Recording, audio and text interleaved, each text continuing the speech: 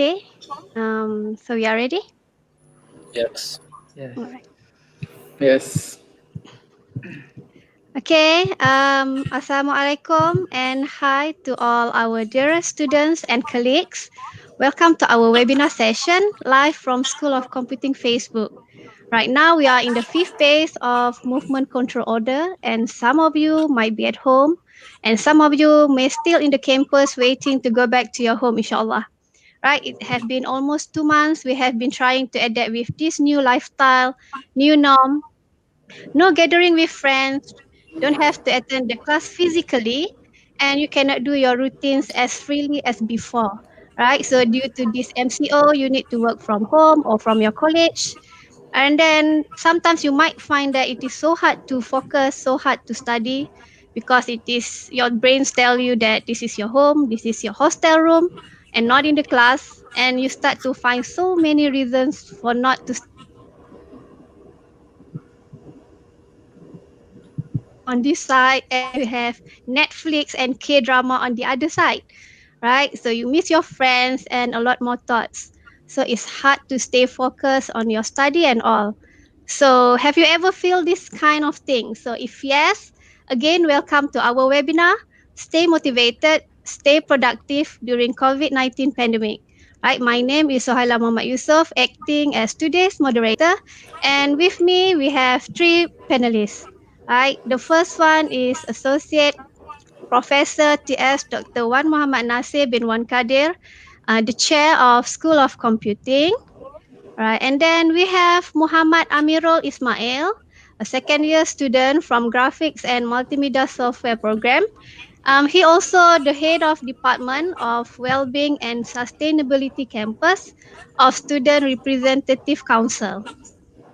All right, and then the last panelist, we have Abba Kiari Buba, the President of International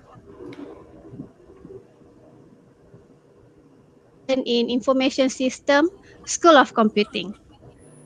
All right, so before we start, I would like to invite you to post any question, any comments, or any suggestion for our panelists, and you can write it in the comment section of our FB Live today. Okay, so we start. Right, the pandemic COVID-19 was confirmed to have reached Malaysia in January 2020, right, following the outbreak in Hubei, China.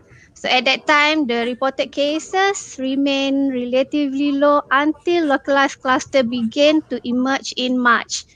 Then our Prime Minister, during the live nationwide telecast on 16 March, has announced the movement control order started on 18 March 2020. And the latest one, the live telecast on 10 of May, the conditional movement control order has been extended until 9 June. Okay. To-face lecture before the MCO was announced. So at that time, the lecturers were encouraged to start online teaching and learning in order to minimize the risk of transmission. So when the MCO is enforced, our campus is operating partially with most of the routine conducted remotely, students at home or student in the campus, right?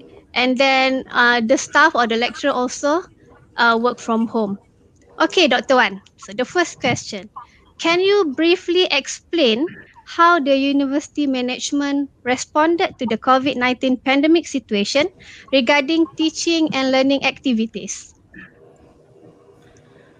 Okay. Assalamualaikum warahmatullahi taala wabarakatuh, and a very good afternoon to everybody. So firstly, I would like to thank Dr. Saila as a moderator today for inviting me to this webinar session. And then I also would like to thank all my fellow finalists today, two student leaders that we are going to listen from them. Amirul from Student Representative Council, and then Abba as President of International Student Society. Okay. So regarding the questions asked by our moderator, it is about how UTM responds or react to this situation, COVID-19 pandemic. So we actually at the beginning, as mentioned by Dr. Suhaila, actually we started it before MCO because there was an announcement from Ministry of Health that there will be no mass gathering for more than 50 people. So at that time, we have to make a decision at the school level. It is not yet at the university level. So we call for a meeting, for the admin meeting. If I'm not mistaken, this one is on 16th of March. And then we decide, because we cannot provide the temperature, the thermometer control device or thermometer check device. And in terms of sanitizer, yes, we can provide. But social distancing, we have also a problem that time because our lecture room is not so big. We have to use the large hall. So we face this situation, and then it requires us to work together to make a decision. Work together hand in hand. At that time, we make a decision at school level that we started, encouraged and started the online, what we call the online teaching and learning.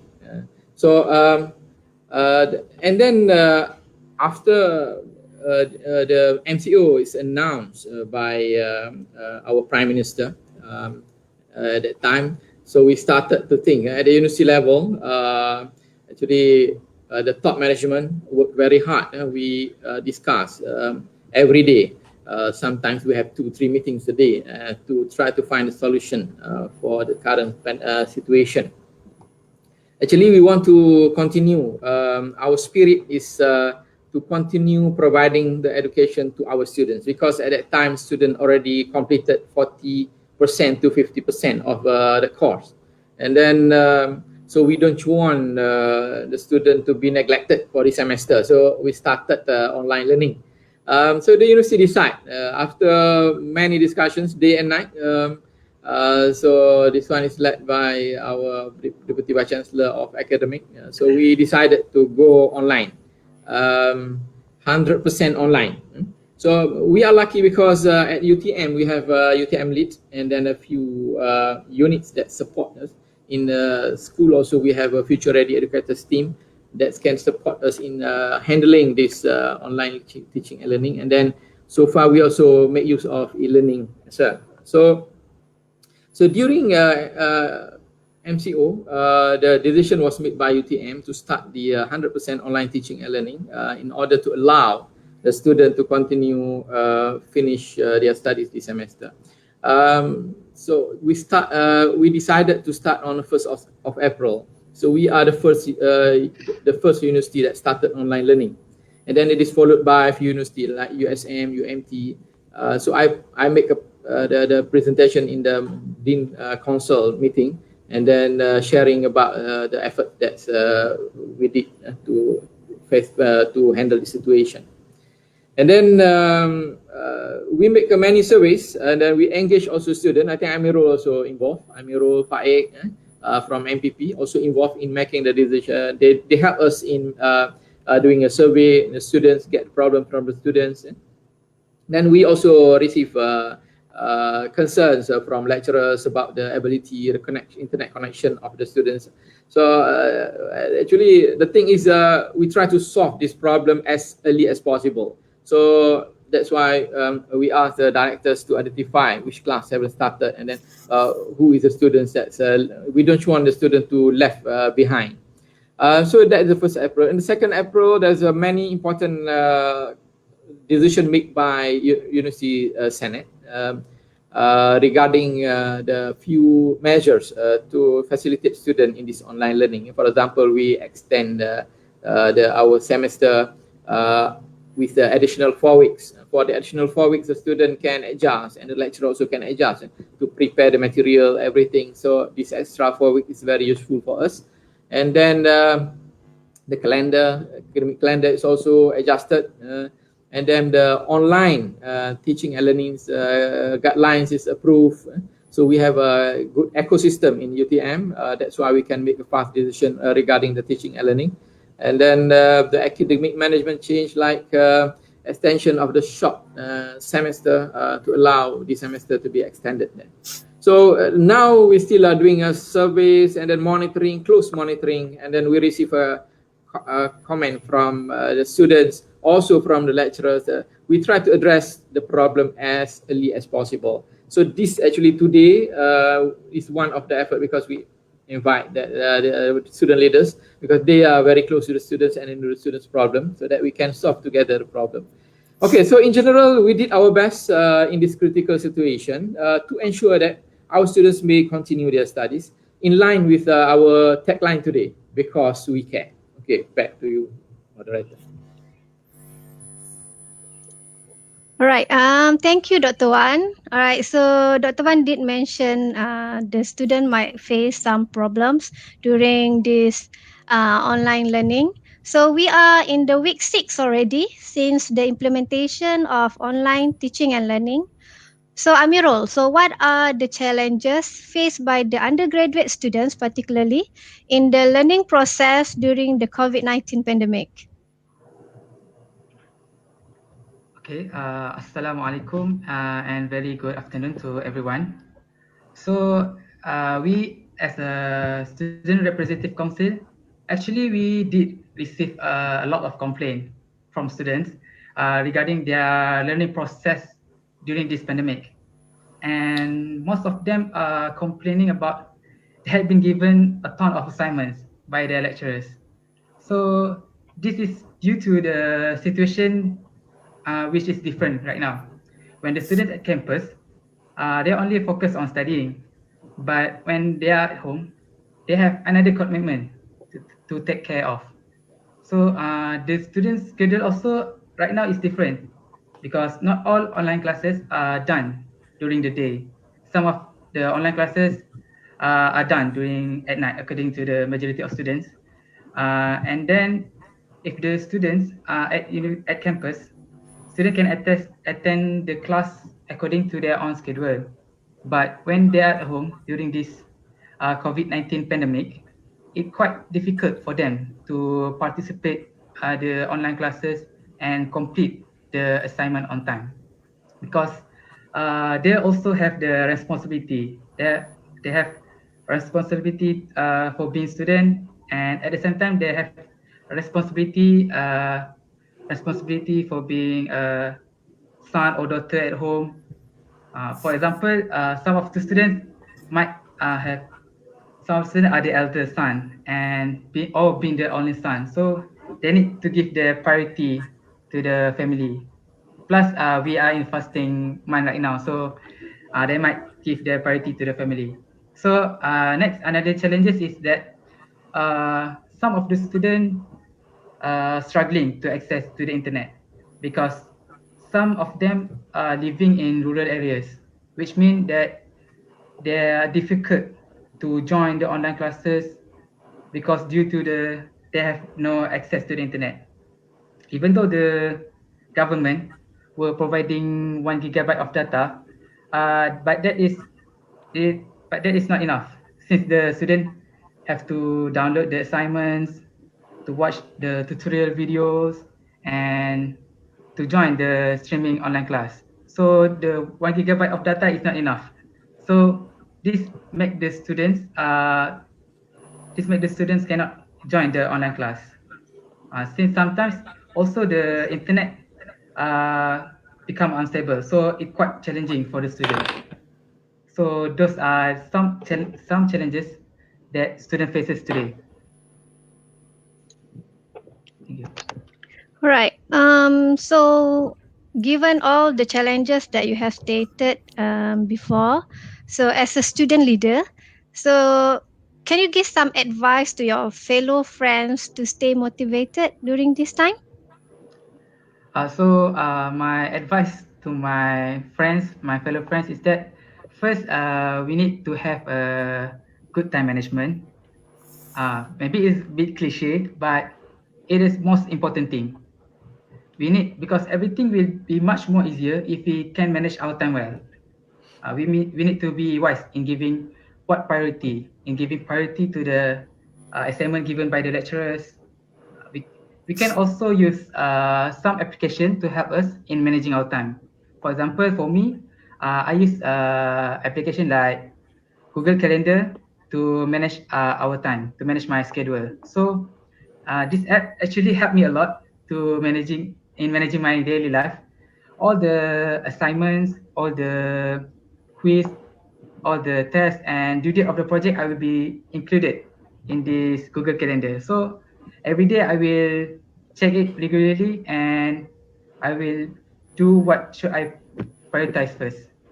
So secondly, in order to students keep motivated is they need to keep exercise, to keep fit by exercise daily, because sometimes the work provided by the lecturer sometimes give the students stress, or sometimes the students give up because there's too much assignments provided by the lecturer. So they need to get the exercise, at least get 20 or 30 minutes physical activity will make them enough to keep them active. And or they can keep active by helping their families doing the house chores or something. At least this activity will keep them active. And just please don't get overworked, because it will make your energy drain. And last but not least is we need to consult with our lecturers, because this is very important. If we do have problems regarding our online learning or assignment or group project, we should refer or at least inform our lecturers, because our lecturers are willingly to help us, are willingly to help us if we have any problems. So that's all advice that I can give. Thank you. Okay, one last question to Amirul. On behalf of MPP itself, does MPP organize or have any programs or activities that can student get involved in? So far, the activities that MPP organize is we will do a program, a poster competition. This program we will collaborate with UTM Campus of Sustainability, and we will open it to all UTM students. And all the activities we will be included in MPP UTM social media. So the students can check it in MPP UTM social media and choose whatever program they want to join. Because in MPP UTM social media, there's not only MPP programs. There's other club program also included in MPP in social media. So the students can choose what program they want to participate in. So that's Okay, thank you, Amirul. Okay, so we know that the challenges between the undergraduate students and also the postgraduate student might be different, right? Because they have a different nature of study. So my question to Mr. Abba, so we know that doing a research degree is a lot different from undergraduate study. So what are the challenges faced by the postgraduate student during this situation? Thank you. Assalamu alaikum wa rahmatullahi wa barakatuh. Thank you for having me. Good afternoon. We have so many challenges by the research student during the COVID-19 pandemic. Many students were not able to continue their laboratory work, and some students had planned to travel back to their country for data collection and analysis. Such work also put on hold. Students who plan research-related trips cannot go. Also, we have students who were used to reading in their workstation cannot go on. Many students had planned to travel to their country. These student flights were cancelled until further notice. So thank you. This is what so many challenges that we have for the PG student mostly. All right. Given all the challenges that you just stated just now, so what is your advice to your fellow research friends for to stay productive during this kind of situation? My advice is respect the safety measure set by the government and the university. Keep social distance. Wash hand, wear your face mask, use the hand sanitizer, protect your mental well-being, reading, watch movies, relax, exercise. That's all my advice to all the students. Thank you. Oh, all right. Thank you, Mr. Abba. All right. So after hearing the views, the challenges, and also the advice from our fellow undergraduate and postgraduate representative just now, so Dr. Wan, can you explain about the way forward in post COVID-19 teaching and learning? Because it seems that this pandemic crisis will take some time before we can do our routine back again. Okay, thank you, Dr. Saila. Yeah, it is true that the COVID-19 pandemic will takes time to finish. The experts said that's about 1 or 2 years. So we have to stay safe, stay at home, and then try to avoid the mass gathering by practicing the social distancing. So this is all that we call as a new normal. So, but we have to continue. For the students, they want to graduate and then they want to finish their studies. The way forward, actually, we have to provide the education through the online and distance learning in order to, we don't want to stop the student from getting their education, continue their study. So the way forward is now the things that we think impossible in the past, actually it's now become possible. So maybe some of the lecturers are reluctant to do the online teaching, but now they have. Students also sometimes don't like, they like face-to-face.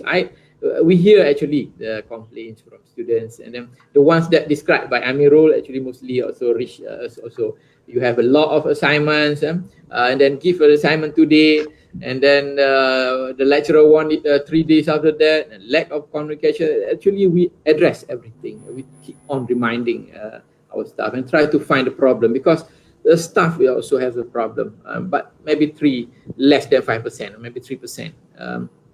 That the threat at their hometown didn't bring the laptop, maybe during that is a school holiday before MCO, and then so we try to address everything case by case, but it's not what we call not serious, not in a large number. It is very isolated cases.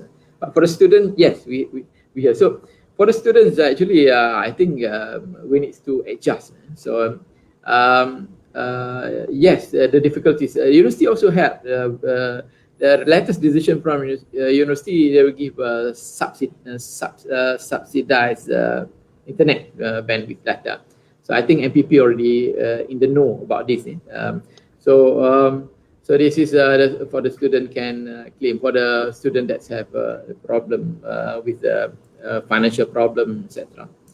And then for the new normal, for the post-COVID, we think that is a new normal, because before this, for example, if I have a meeting in KL, sometimes it's very important meeting, I cannot go back to JB, I have to postpone my class. So now I can do my class at the airport while waiting for the flight, because everything is now online.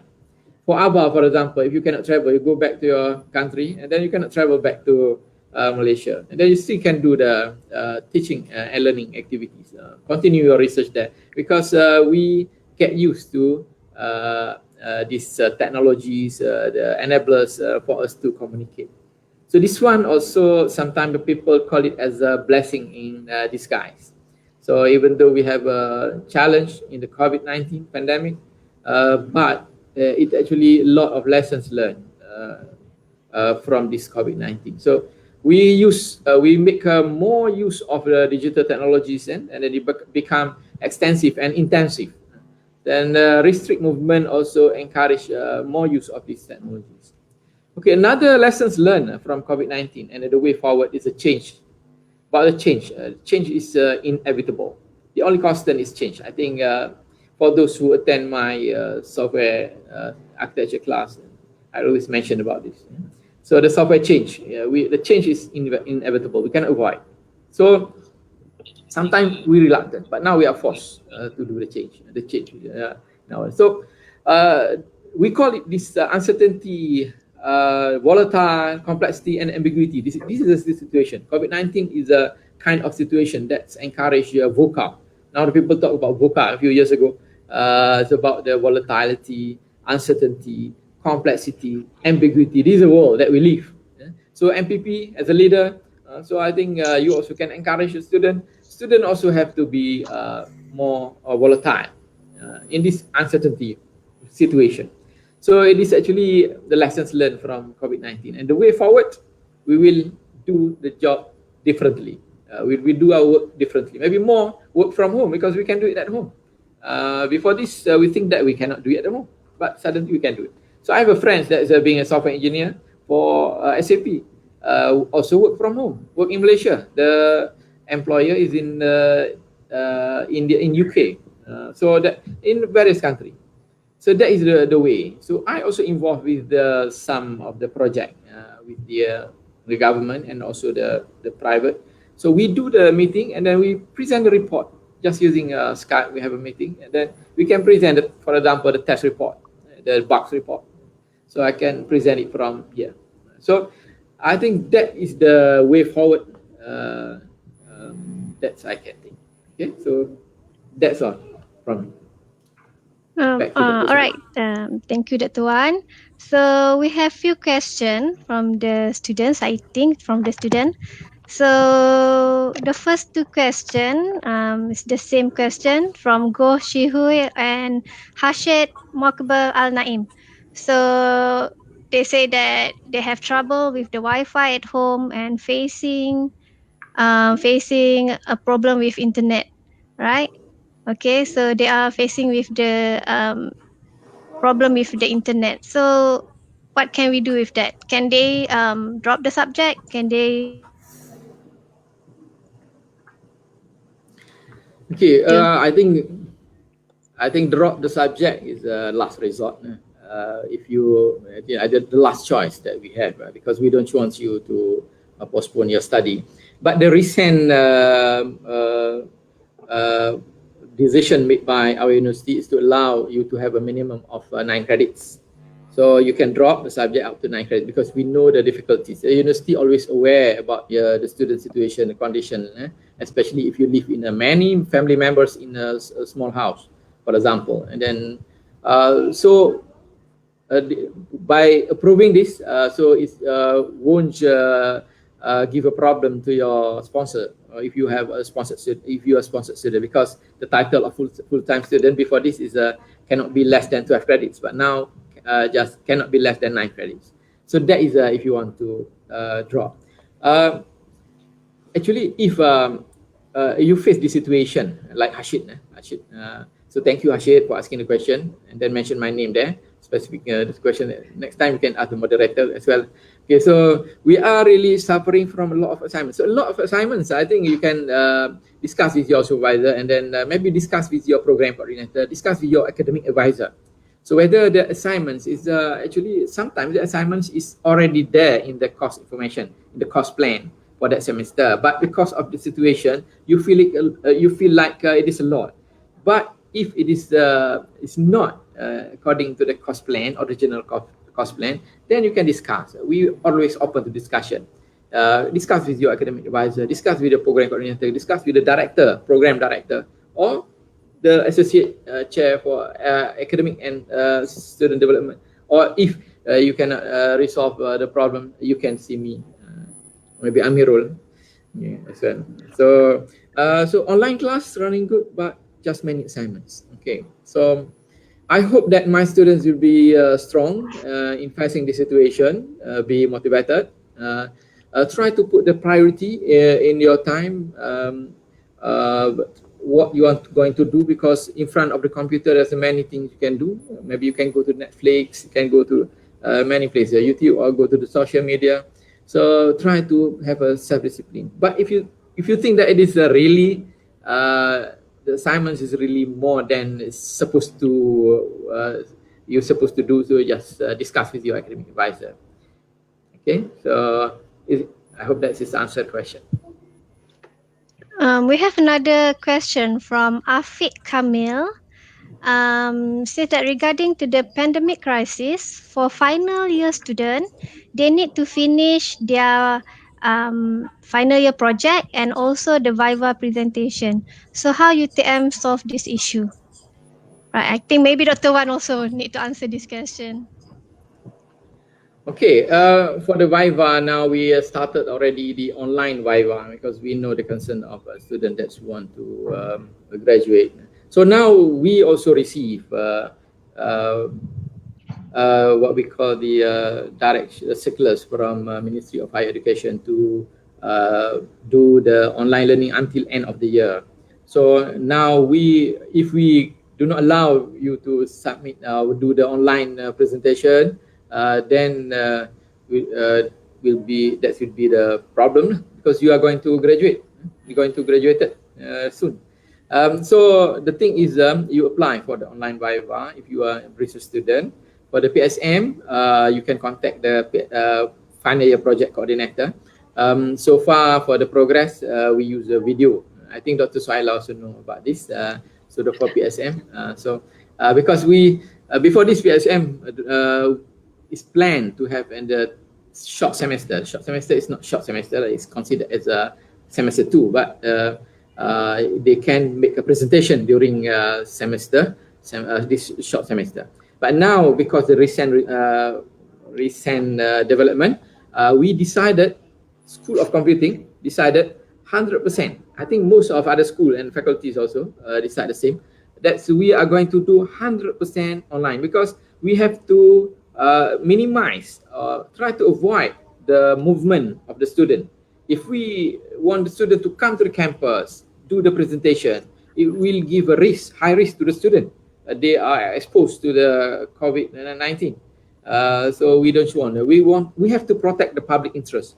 That is what we are doing now. That's why we provide the 100% online learning. For the PSM, we already said that you can do the video presentation for the progress, and then the detailed presentation can be done online. Okay. All right. So we have another question from Adeline and Farisha Nadira. So it's kind of similar question. It says that to whom I might refer, or how to solve a problem if they have a problem with the lecturer that they think that do not teach, effectively throughout the MCO, or instead just giving the lecture notes. Right. So maybe they have.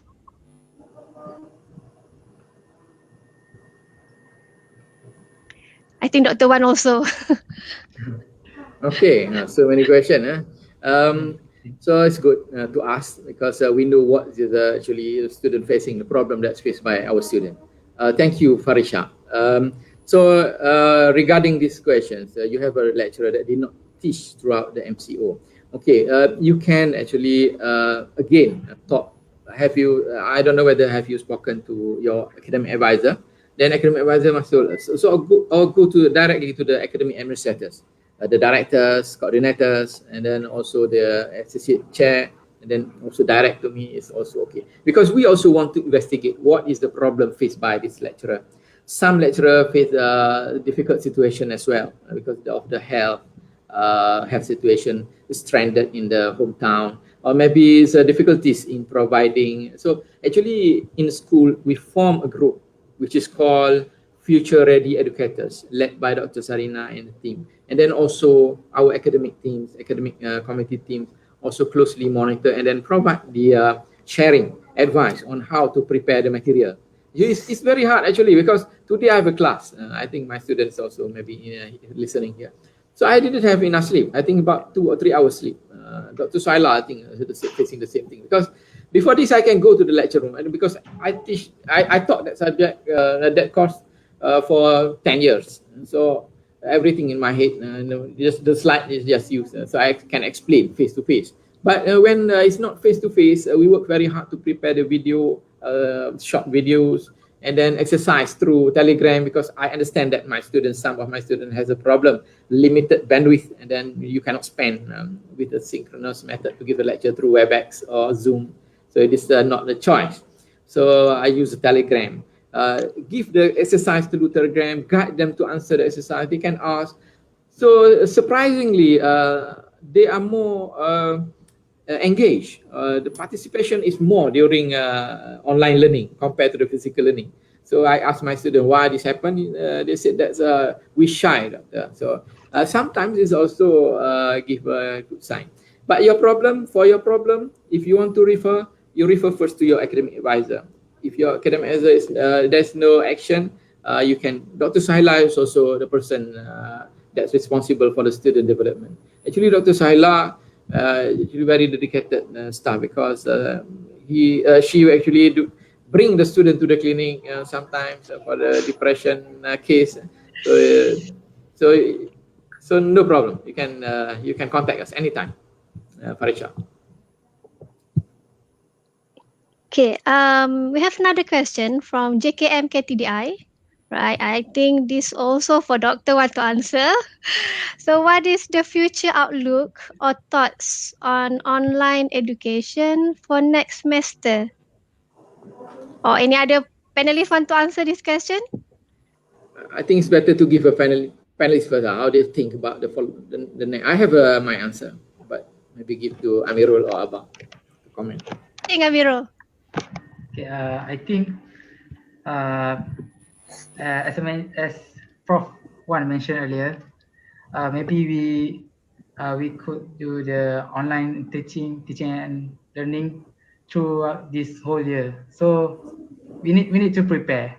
The student and the lecturer we need to prepare the online education, because this COVID-19 pandemic is not it's dangerous. It's dangerous. So we need to facing it. We need to we need to do the teaching and learning online. So that's my opinion. So Mr. Abba, so what do you think? The outlook of online education, particularly for research student for the next semester, because we know that research student we have master classes, but we also have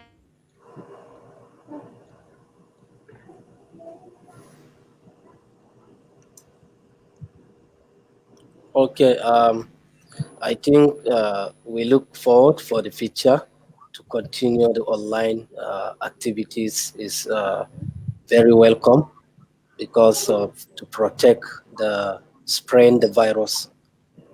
Thank you. right. Dr. Wan, any addition to that? Okay, regarding the online education for the next semester, actually we are going to continue. As I mentioned before, that the Ministry of Education the Ministry of Higher Education asked us to do the 100% online learning until end of this year. So we decided at School of Computing, yes, we decided, and most of the other school also decided that we are going to continue with 100% online learning. So that's mean no physical face-to-face. We try to handle the situation, because we're afraid that the second wave or third wave of the COVID-19 pandemic will happen again. So we have to make sure that everything is under control first. So that is we have no choice. So I think there's another questions about laboratory work. Yes, from Aso Hamid, for whom that have laboratory work, particularly for postgraduate students, what should we do? Okay, what should they do? And then when can they go back to work? All right, because some of them need to go into the lab, okay, use the workstation in the school and so on. Okay, thank you, Aso Hamid. The progress, the as of today, until now, we just follow the latest fact, frequently asked question that's issued by Ministry of Higher Education. They do not allow us to open the laboratory yet until further notice, because they have a meeting with the MKN, Majlis Keselamatan Negara, National Security Council.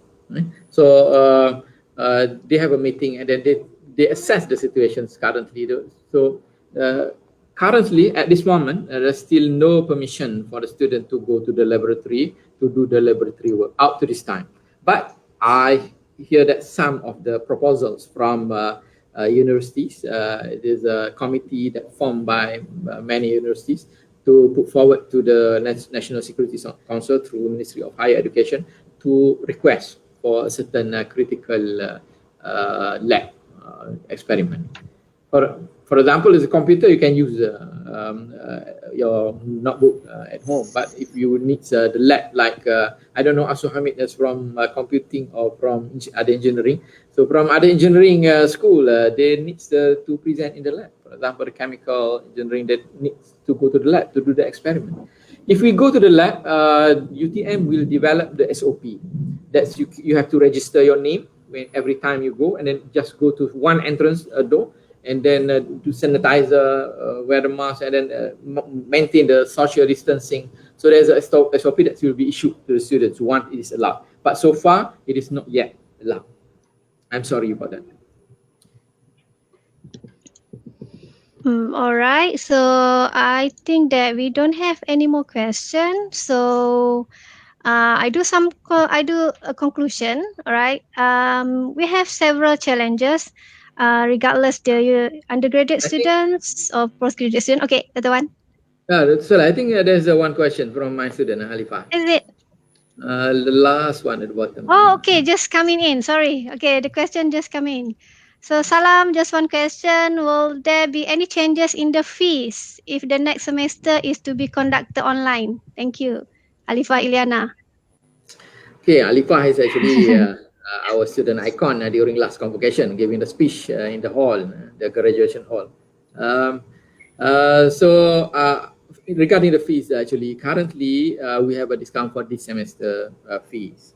But for the next semester, I didn't hear any proposal yet, because actually I cannot talk too much about this financial, because I don't know the bursary problem. But we also have to invest. Logical thinking from my own opinion, a personal opinion, that we also have to invest in the technology. For example, in this meeting today, we have to invest in the online proctoring. It is not cheap. It's a very expensive online proctoring when you want to do the examination online.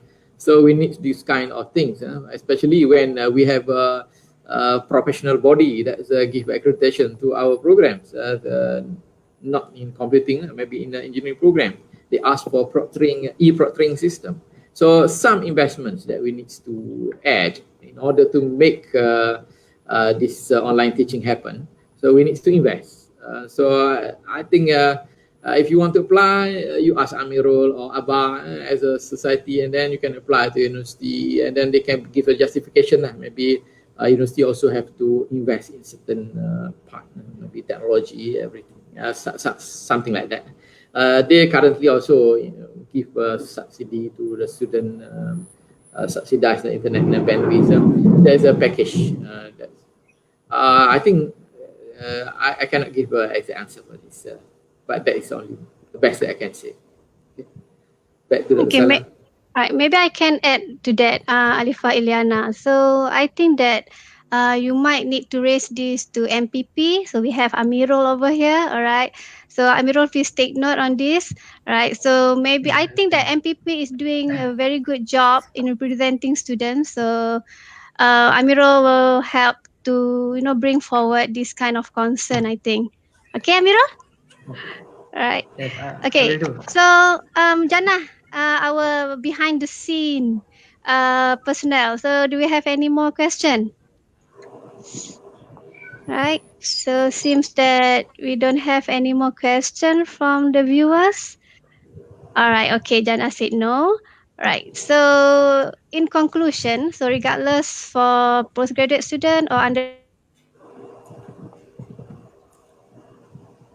student, same challenges, a lot of assignment, a lot of assessment, right, and have other responsibility at home, struggling with the internet connection, and also actually you are struggling with other kind of distraction. All right. So some of the solution given by the panelists, right? The most important thing is time management, right? So you need to set up your priorities, right? You need to keep fit, keep active, and then if you are at home, all right, so you are at home with your family, try to discuss and give you some time to do your work, all right, and then you can help your family after that, all right. And then the most important thing, you need to consult with your academic advisor, get in touch with your academic advisor. So that's the first person that you should refer to, and then after that, you also can contact me or any